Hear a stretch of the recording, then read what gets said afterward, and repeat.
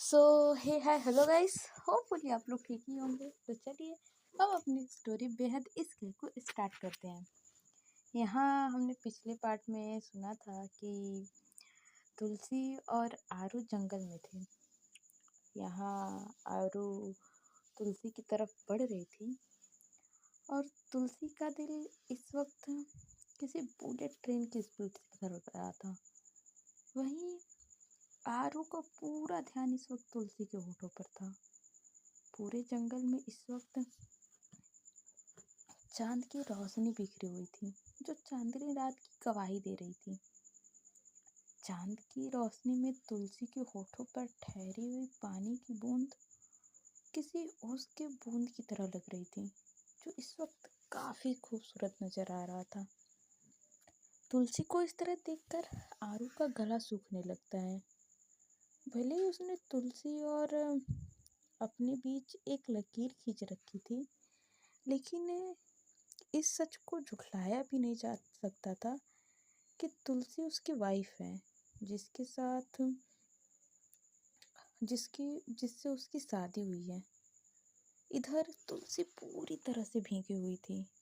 उसकी गीली हुई साड़ी उसके बॉडी से चिपक रही थी, जिससे कि उसकी खूबसूरत बॉडी चांद की रोशनी में निखर के आ रही थी। आरू को देखकर ऐसा लग रहा था मानो इसे इस वक्त पूरी तरह से अपनी सुध-बुध खो बैठी हो। वो धीरे धीरे तुलसी के होठों के करीब बढ़ने लगती है और वहीं तुलसी भी बस एक टक अपनी बड़ी बड़ी आंखों से आरू को देख रही थी। आरू जैसे तुलसी के चेहरे के करीब आती है, तभी कुछ ऐसा होता है जो सभी के सोच से हटके था। यहाँ तुलसी जोर से चीखती है, जिससे आरू उससे 2 कदम पीछे हटके खड़ी हो जाती है। इस वक्त उसके फेस के भाव थोड़े अजीब थे। कुछ देर पहले जो मदहोशी उसकी आंखों में नजर आ रही थी, अब वो मानो कहीं गुम हो गई थी। आरू अजीब सी नजरों से तुलसी को देख रही थी। तभी तुलसी एक और बार चीखती है। उसकी आंखों में पानी आ गया था। उसे देखकर साफ पता चल रहा था कि उसको जुकाम हो गया है। और ये चीज आरू को तभी पता चल गई थी जब तुलसी ने उसके चेहरे पे छींका था। या यूं कहूँ कि अच्छे खासे रोमांटिक माहौल का तुलसी के जुकाम ने कचरा कर दिया था। आरू तुलसी को एक नज़र ऊपर से नीचे देखती है, जो पूरी तरह से भीगी हुई थी और कांप रही थी। तभी आरू की नज़र कुछ दूर पर पड़ी मौजूद एक झोपड़ी पे पड़ती है, जिसे देखकर उसकी आंखों में चमक आ जाती है। आरू तुलसी के हाथ को पकड़ती और कहती है, चलो। इतना कहकर वो तुलसी का हाथ पकड़ के आगे आगे चलने लगती है। वहीं आरू बस उसके पीछे पीछे खींची जा रही थी। उसने अपने मुंह से एक शब्द भी नहीं निकाला था। आरू उसे जहां लेकर जा रही थी वो बस चलती जा रही थी। कुछ ही देर में वो दोनों उस झोपड़ी में मौजूद थे। झोपड़ी के चारों तरफ पुआल ही पुआल था और किनारे पर कुछ लकड़ी के टुकड़े रखे थे। उसके अलावा वहाँ कुछ नहीं था। आरू अपने कमर पे हाथ रख के उस जगह को ठीक से देख रही थी। तभी उसे फिर से तुलसी की छींकने की आवाज़ आती है। वो अपना सर घुमाकर अपने बगल में मौजूद तुलसी को देखती है, जो ठंड से काँप रही थी और अपने बाजुओं को रगड़ रही थी। तुलसी को देखकर आरू समझ जाती है कि उसे ठंड लग रही है। तभी वो अपनी शर्ट के बटन खोलती है और उसने ऊपर जो शर्ट पहनी हुई थी वो तुलसी को देने वाली थी। उसके शर्ट का बटन खोलता देखकर आरू हैरान हो जाती है। वो अटकते हुए कहती है, ये आप क्या कर रही हैं? वो इतना ही कहती है कि आरू अपनी शर्ट उसकी तरफ बढ़ा के कहती है, पहन लो वरना तबीयत खराब हो जाएगी। आरू के देखकर सॉरी आरू के शर्ट को देखकर तुलसी कहती, क्यों?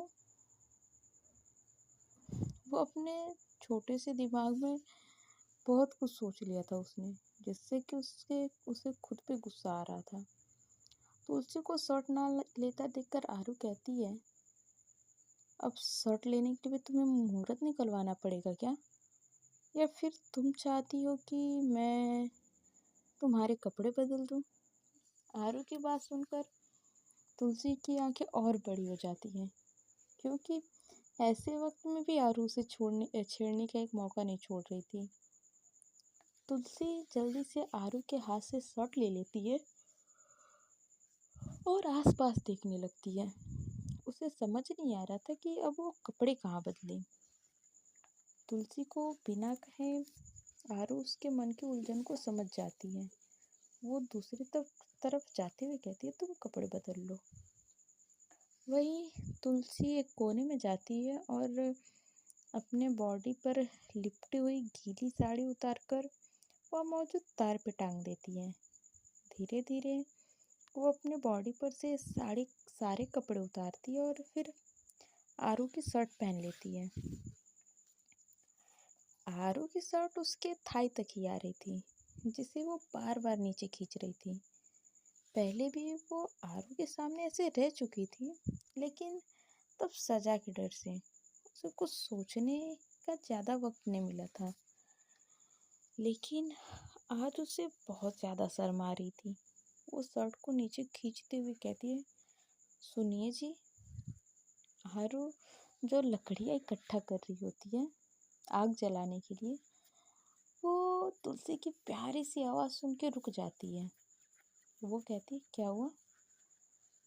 तुलसी जो अपनी साड़ी के पीछे खड़ी थी, वो फिर से कहती है, ये ये शर्ट बहुत छोटा है। जिस पर आरू एक गहरी सांस लेकर कहती है, यहाँ मेरे अलावा कोई मौजूद नहीं है तो बाहर आ सकती हो। आरू की आवाज़ सुनकर तुलसी को और हिम्मत नहीं होती कि वो आगे कुछ कह सके। वो अच्छे से जानती थी कि आरू के सामने वो जा चुकी है और उसके सामने अब ऐसे जाने में कैसी शर्म है। लेकिन फिर भी तुलसी को आरू से काफ़ी ज़्यादा शर्म आती है। और सॉरी आ रही थी। आरू जो अपनी लाइटर से लकड़ियाँ जला रही थी, उसके कानों में पायल की आवाज़ आने लगती है, जिससे कि उसका ध्यान आवाज़ की दिशा में चला जाता है। जब वो अपने सामने मौजूद तुलसी को देखती है, तो वो अपनी पलकें झपकाना तक भूल जाती है। आरू देखती है कि उधर से तुलसी आ रही है। तुलसी को देखकर आरू की नज़रें नीचे से होकर ऊपर तक जाती हैं, तो उसके होठों पर ना देखने वाली एक छोटी सी मुस्कान आ जाती है। वहीं तुलसी जिसने आरू की शर्ट पहन रखी थी, वो बार बार शर्ट को नीचे खींच रही थी। अपनी छोटी सी वाइफ को अपनी शर्ट में देखकर आरू तो अपने पलके झपकाना तक भूल गई थी। वहीं आरू को इस तरह खुद को देखता देखकर तो उसे शर्म से गड़े जा रही थी। इस वक्त उसकी पलकें झुकी हुई थी और उसके गुलाबी होठ ठंड से काँप रहे थे। आरू समझ जाती है कि उसे इस तरह देखने से तुलसी को अनकंफर्टेबल हो रहा है, इसलिए वो वापस जलती हुई लकड़ियों को देखने लगती है और कहती है, अब क्या पूरी रात ऐसे ही खड़े रहने का इरादा है क्या? आकर बैठ जाओ वरना ठंड से तुम्हारी कुल्फी जम जाएगी। आरू की बात सुनकर तुलसी जल्दी से आरू के पास जाके खड़ी हो जाती है। अब सबसे बड़ा मसला ये था कि वो नीचे कैसे बैठेगी, क्योंकि उसने इस वक्त बस एक शर्ट पहन रखी थी, इसके अलावा कुछ नहीं। वो ऐसे में नीचे कैसे बैठ सकती थी?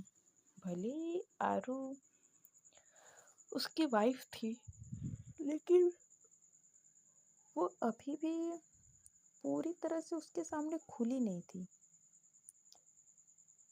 तुलसी खड़े खड़े अपनी ही उधेड़-बुन में उलझी हुई थी। तभी आरू उसका हाथ पकड़ के खींचती है, जिससे वो सीधा आरू के गोद में गिरती है। ये सब इतनी जल्दी होता है कि वो तुलसी को समझ ही नहीं आता। वो हड़बड़ा के आरू की गोद सूखने लगती है, पर आरू उसे कमर से पकड़कर वापस अपनी गोद में बिठाकर कहती है, चुपचाप बैठी रहो, वरना जंगल में छोड़ के आ जाऊंगी तुम्हें। आरू की बात सुनकर तुलसी मुंह बनाकर उसके गोद में बैठ अपने शर्ट को नीचे खींचने लगती है। तुलसी को इस तरह से शर्ट को खींचता देखकर आरू एक गहरी सांस छोड़ के कहती है, अब क्या खींच खींच के मेरे शर्ट को फाड़ने का इरादा है? अगर ये शर्ट फटा ना तो पूरी रात बिना कपड़ों के रहने पड़ेगा तुम्हें। आरू की बात सुनकर तुलसी आरू को देखने लगती है और अब वो शांति से आरू की गोद में बैठ जाती है। तुलसी को ठंड लग रही थी, जिसकी वजह से वो हल्का हल्का काँप रही थी, जो आरू भी अच्छी तरह से महसूस कर रही थी। इसलिए वो पीछे से तुलसी को अपने बाहों में भर लेती है। आरू की बाहों की गर्मी पाकर तुलसी उससे सिमटी जा रही थी। आरू तुलसी को अपनी बाहों में भरते हुए कहती है, ठंड लग रही है। इस पर तुलसी हाँ में सर हिलाती है तो आरू उसके फोrehead पर किस करके कहती है, बस आज रात की बात है। और इतना बोलकर तुलसी और आरू जलती हुई लकड़ियों को देखने लगती हैं। तभी तुलसी के मन में फिर कुछ आता है। वो फिर से कहती है, क्या मैं आपसे कुछ पूछूं? जिस पर आरू जलती हुई लकड़ियों को देखते हुए बस कहती है। तब तुलसी कहती है, आप अपनी मम्मी से इतनी बेरुखी से क्यों बात करती हो? मैंने देखा है हवेली में कोई भी उनसे अच्छे से बात नहीं करता। वो तो आपकी मम्मी है ना, फिर उनसे इतना रूखा रूखा क्यों? तुलसी की बात सुनकर तुलसी ये सब बेहद मासूमियत से कह रही थी, क्योंकि जब उससे वो हवेली आई थी तब से उसने इस बात पे ध्यान दिया था कि सुनीता जी से सब कटे कटे रहते थे, उन्हें कोई खास पसंद नहीं करता था। तुलसी को बस इसी का कारण जानना था, लेकिन उसमें इतनी हिम्मत नहीं थी कि वो किसी से सवाल कर सके, और खासकर आरू से, क्योंकि आरू के गुस्से से उसे डर लगता था। लेकिन फिर भी उसने हिम्मत करके आज अपने दिल की बात आरू के सामने रख दी थी। पर उसे अंदर ही अंदर डर लग रहा था कि आरू उसे फिर से कोई सजा न दे दे। आरू एक गहरी सांस छोड़ के उस जलती हुई लकड़ी को देख कर कहती है, कुछ चीज़ों के जवाब ना ही मिले तो अच्छा है।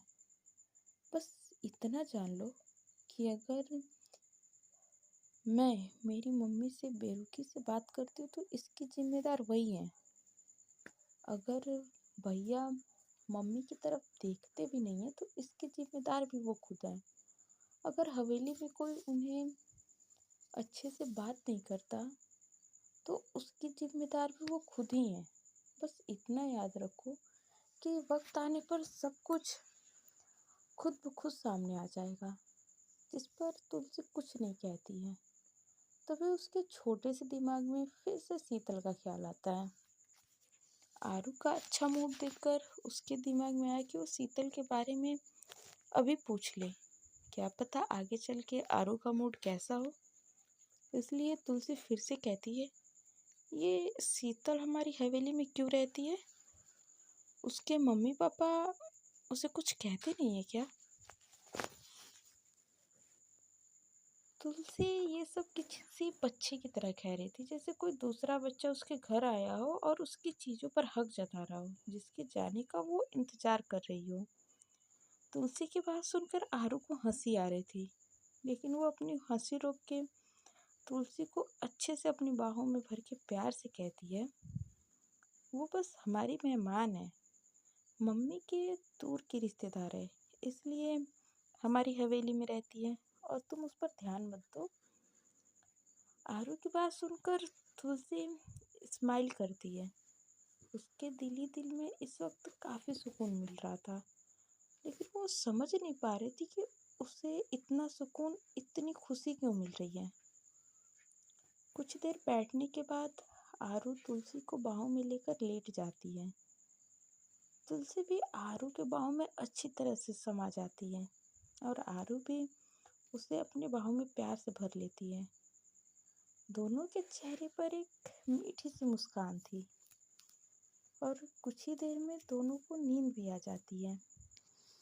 नींद आने के कुछ ही देर बाद चिड़ियों की आवाज़ उस जंगल में गूंज रही थी। वहीं सूरज की रोशनी झोपड़ी में एक दूसरे से लिपट के सो रहे आरू और तुलसी पे पड़ रही थी। दोनों इस वक्त काफी प्यारे लग रहे थे। इस वक्त दोनों एक दूसरे से कुछ इस तरह लिपटे हुए थे जैसे चंदन के पेड़ से सांप लिपटा हो। धूप चेहरे पर पड़ने से आरू की नींद हल्की हल्की खुलने लगती है। वो जैसे ही उठने लगती है तभी उसे महसूस होता है कि उसके ऊपर कोई सोया हुआ है।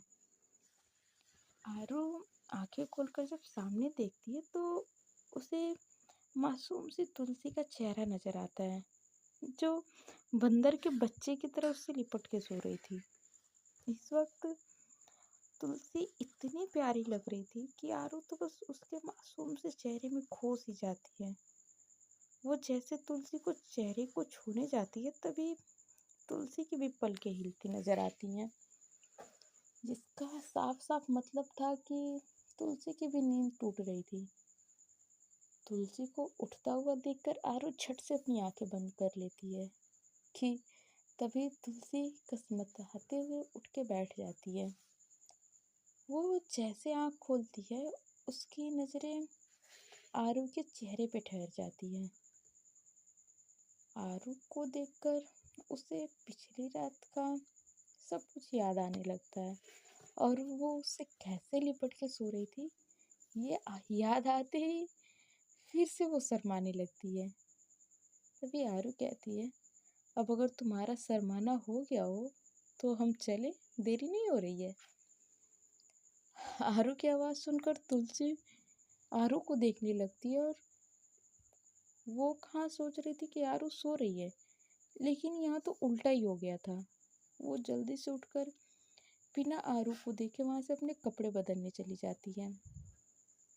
तुलसी को इस तरह भागता देखकर आरू अपना सर ना मिलाती है, क्योंकि तुलसी के साथ रहते हुए उसे इतना तो पता चल ही गया था कि उसकी बीवी कब क्या करती है, इसका उसे खुद भी पता नहीं होता है।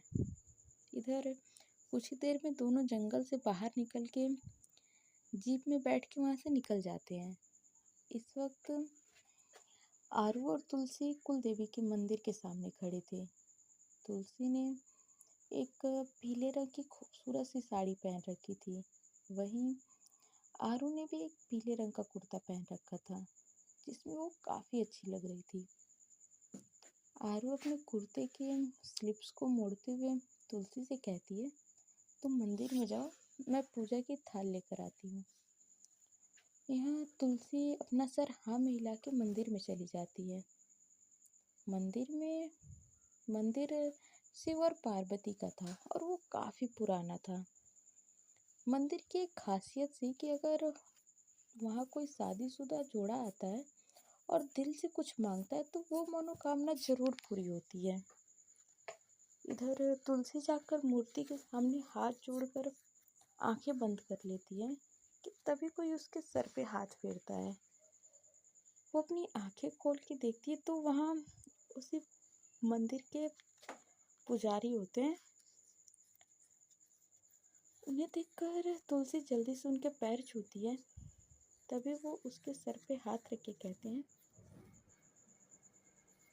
ऐसे ही खुश रहो। किसी की ज़िंदगी आसान नहीं होती है। ज़िंदगी में हर किसी को बहुत सारी चुनौतियों का सामना करना पड़ता है। हर मोड़ पे इम्तिहान देना पड़ता है। बिना इम्तिहान के ज़िंदगी नहीं होती है। आने वाला समय तुम्हारे लिए थोड़ा कठिन हो सकता है और कठिन समय को तुम्हें पार करना है। तुलसी बस पंडित जी की बातें ध्यान से सुन रही थी कि तभी आरू मंदिर में आती है और अपने हाथों में पकड़ी पूजा की थाल तुलसी को देखकर पंडित जी के पैर छूती है कि तभी पंडित जी मुस्कुराकर आशीर्वाद देते हुए कहते हैं, जीते रहो। तुम बहुत भाग्यशाली हो जो इतनी अच्छी लड़की मिली है, जो गंगा की तरह पवित्र है और निश्चल है। इसका कभी भी दिल मत दुखाना। विवाह का रिश्ता काफी पवित्र होता है और तुम दोनों इसे अच्छे से निभाना। और महादेव और पार्वती तुम दोनों की जोड़ी हमेशा ही सही रखे। पंडित जी की बात सुनकर आरू और तुलसी एक नज़र एक दूसरे को देखते हैं और फिर अपनी नज़रें हटा लेते हैं। पंडित जी तुलसी के हाथ से पूजा की थाली लेकर पूजा करने लगते हैं और वहीं आरू और तुलसी मिलकर वहां मौजूद शिवलिंग पर दूध अर्पण करते हैं। तुलसी के चेहरे पर इस वक्त स्माइल थी, क्योंकि वो पहली बार आरू के साथ अकेले पूजा कर रही थी। इधर तुलसी और आरू दोनों हाथ जोड़कर मूर्ति के सामने खड़े होते हैं। तुलसी आंखें बंद किए मन में कहती है, धन्यवाद महादेव। मैं चाहती थी कि जब भी मैं आपके पास आऊं, ये मेरे साथ है। जैसे आप माता पार्वती के बिना अधूरे, वैसे ही मैं इनके बिना अधूरी हूँ। इनके बिना मेरा कोई भी जीवन में नहीं चाहती। बस इतना चाहती हूँ कि हमारे रिश्ते के बीच में कभी भी कोई तीसरा ना आए। इतना कहकर वो आंखें खोलकर आरू को देखने लगती है। तभी आरू अपनी भौहें उचकाकर इशारे से पूछती है, क्या हुआ? तो तुलसी मुस्कुराकर ना में सिर हिला देती है। दोनों मंदिर से बाहर निकल जाते हैं और उन्हें जाता देखकर पंडित जी कहते हैं, इस बच्चे को हिम्मत देना महादेव।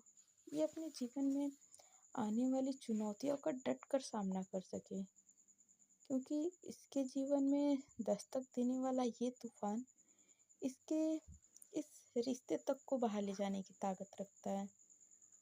बस इसे कोई तकलीफ मत देना। इतना कहकर वो महादेव के सामने हाथ जोड़कर खड़े हो जाते हैं। इधर एक ब्लैक कलर की केटीएम बाइक हवेली के बाहर आके रुकती है, जिसमें से कि एक लड़का जिसने काले रंग का हेलमेट पहन रखा था वो उतरता है।